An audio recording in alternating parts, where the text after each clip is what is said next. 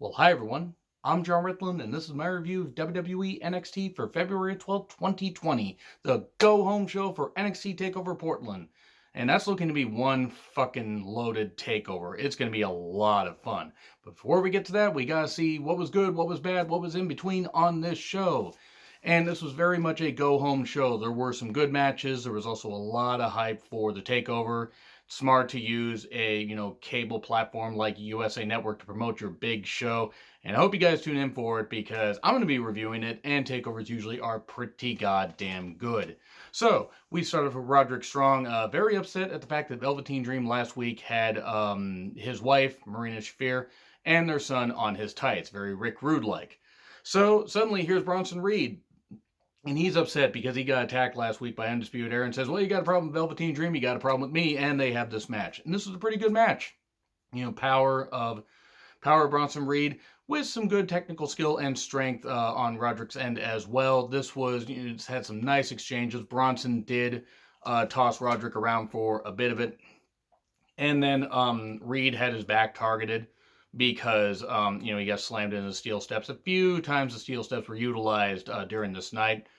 And then suddenly Velveteen, does the ow, he does that. I'm not going to try to do it as loud as he does. And the lights go out and everything. So Roderick's distracted. You would think that Reed would possibly gain the advantage here. Nope, he tries, but Roderick ends up getting the advantage. Hits a running knee strike and gets a victory 1-2-3. So, okay, he wins despite the lights being all out and all that stuff. And then we have Velveteen Dream show up, and he's cutting a promo on the screen, the Velveteen screen, if you will, and he's talking about, what if something tried to take something away from me, so what if somebody takes something away from you?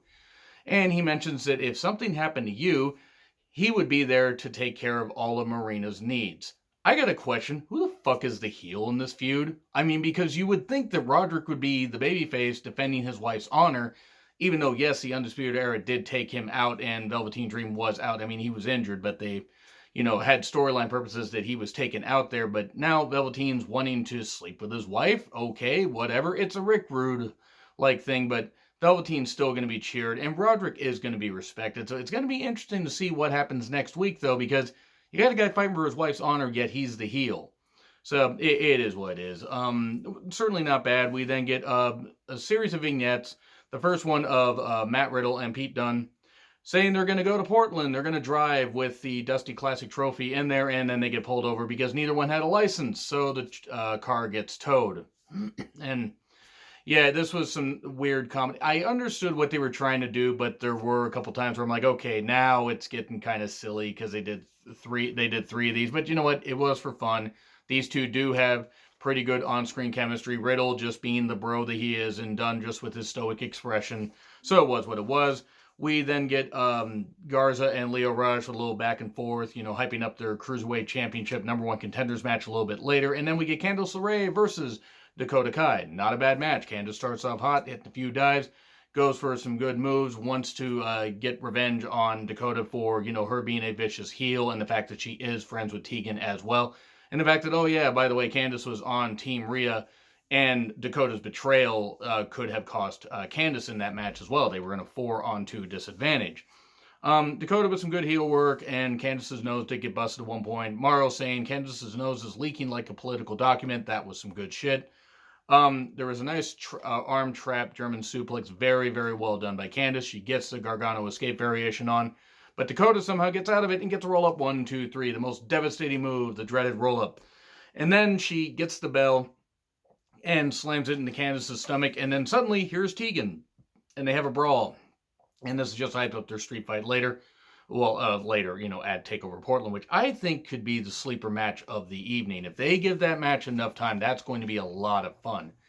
And you can also check out my TakeOver Portland predictions if you want to know who I think is going to win. But this is going to be one hell of a match, I think. As long as these women are given at least 12 to 15 minutes, they're going to do really great work.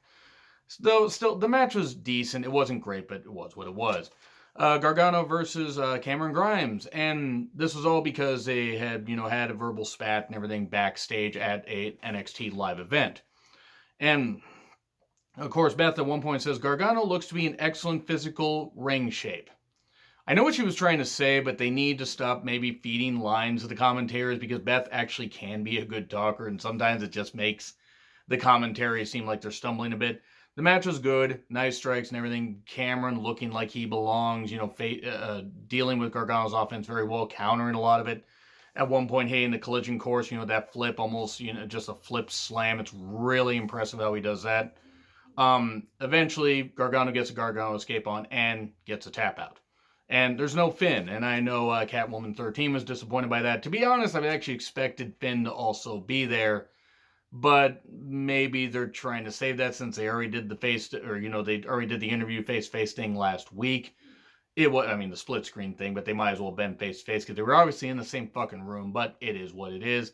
This was certainly a good match, and at least Grimes, looked good in defeat. And then we get Adam Cole interviews, hyping up for the main event, telling Roderick Strong, don't worry, we will handle Velveteen Dream, and then talks facing Tommaso Ciampa at TakeOver Portland. Then we get Dunn and Riddle on a duck, and all we needed was Scott Steiner hammering the duck with a pipe. And if you get that, I love you, because good old WCW 2000, holy fuck, what was WCW 2000 like? I know what it was. It was 20 years ago this year.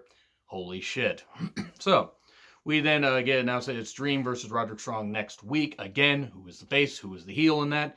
And then we get Angel Garza versus Lio Rush, #1 contenders match for the Cruiserweight Championship. The match is good. I gotta be honest, though, this is when I started to check out. The match had its moments. It had its flippy shit, had its kicks, had its nice strikes. It's good, it's good work. Garza tossing Lio around a lot. Lio doing a nice dive, and then, doing a flipping senton. The match was well worked. I just got to the point where I just didn't care because I've seen these guys face off a few times. Now, it was what it was.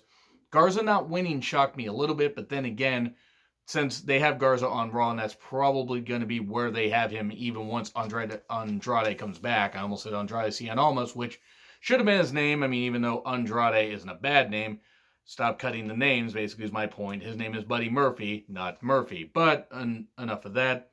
There was a cool avalanche crash by Rush, the stunner off the top. Final hour to the outside. And then there was a weird, inside cradle. It almost looked like, at first, I thought that Garza might have pinned Rush. But no, upon, watching the replay, Garza clearly got pinned. And Lio Rush faces off against Jordan Devlin next week. And, Devlin comes out and says, you're just the next stop on the Irish Ace Tour. You never bet against the Ace. Then we get probably one of the best video packages WWE has done in a while. Mark Henry talking about two big monsters, two big guys, Keith Lee, Dominik Dijakovic for the North American Championship at TakeOver Portland. He sold the fuck out of this. He really did a good job here. Have Mark Henry, not on every video package, but he knows how big, how big men in the ring are supposed to be. He understands that, being a big guy himself and seeing this athleticism. He understands from his years in the ring how important of a match this is, and how the evolution of watching big men wrestle, it needs to be sold. And he sold this really goddamn well. If you watch nothing else from this show, you probably should watch most of it. Seek this out. This is pretty damn good. We then get Bianca Belair versus Santana Garrett, and it's over. KOD for the win. That's it. Goodbye. That's it. That's it right there. Then Bianca says Rhea is overlooking her. Rhea comes down and says, I'm not looking over you. I'm looking right at you. And at TakeOver Portland, I'm going to go right through you. And then they get in a bit of a scrap. Bianca kind of jumps her when Rhea's trying to take her jacket off, when she's trying to jacket off. That's right. I went with the cheap joke. And hits a KOD on Rhea. Very impressive. Bianca is very, very strong. But just looking at, the size of Rhea, and I'm not knocking, but just how much Rhea towers over a lot of the other women, it just was very impressive to see her do that.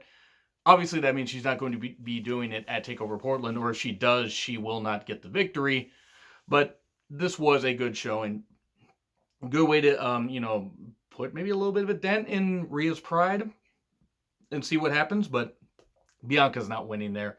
Bianca had a great performance in the Rumble, is going to do just fine whether she goes Raw or SmackDown. Raw would probably be better, but it'll be interesting to see. Anyway, we then get a Ciampa interview. He talks about his recovery, being unsure if he would ever come back, saying that Goldie is coming back. He has nothing left to lose, and he's going to take everything away from Adam Cole, baby. Speaking of which, Kushida versus Adam Cole, baby. Non-title match, and this is our main event. It was a good main event. I got to be honest though, Kushida left New Japan. This is just a bit of a rant before I get to the match. He left New Japan about a year ago, just over a year ago. His final matches for New Japan were just at the end of the month in Korakuen Hall, which is fitting because there's a lot of rich history there in New Japan. Kushida wanted to leave. He wanted to compete against the heavyweights. New Japan didn't want him to do that. Okay, and he wanted to, go stateside. He wanted to do his own thing. That's fine. He'd given a lot to New Japan, and that's cool. I was just nervous that him coming here was going to just lead to him having matches where he would have little mini feuds, but he wouldn't really have a lot of direction. And that's been the case. Now, yes, he did have that ill-timed injury. That happens. And it's unfortunate. He was out for a couple months. He was out, I think he was supposed to be on the house show that myself and Durbinator went to, and because he was injured, we didn't get to see him. That's unfortunate. Hopefully, if they come back for a house show, we get a chance to see him. But I just got to be honest, guys. I'm disappointed with what's happening with Kushida. I hope he gets used better. But anyway, we get a match that was fine. Some good wrestling from Kushida. He really focused on the arms. Some nice kicks, some nice arm strikes. Beating him up and everything. Cole does come back. The hoverboard lock was very well done by Kushida.